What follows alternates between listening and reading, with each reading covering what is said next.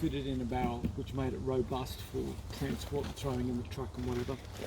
But you'll see, and all I've done is there's an insulation there. Usually the insulation I use is just good old recycled fiberglass batting. This is actually a higher end product, but it doesn't need to be. And I've just put a liner of steel to act as a spacer to hold it out against. Yeah, that's a good idea. And then I've thrown these bent bits of steel in just to act as spacers, because again, this will get thrown on its side and sit in the backs of trucks and bounce around.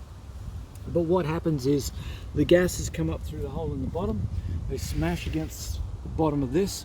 The curve of the barrel tends to make the flame path go round, hot gases come round, and then they come over this back edge back here, and they heat to this part of the stove, and then they exit out the flue at the bottom. Usually I would have a baffle here, and that baffle would simply be either a bit of steel or a bit of fiberglass insulation stuck there, because what I don't want is these hot gases to come smash on the bottom here and then shortcut straight out the flue, which is kind of what they're doing a bit at the moment. Yeah. But having said that, yesterday when my son and I fired it up, we got 523 degrees C, which is more than you need to cook anyway, so it's no big deal. Yeah, that's about it. And that's the same fiberglass stuff, isn't it?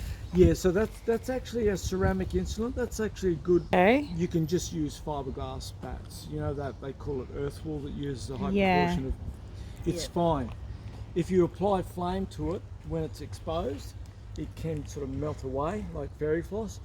But as long as you've got some sort of heat dissipating medium, it stops that point heating of the very fine, and it's fine. And I've pulled apart a few of these that have seen, years of use with it, and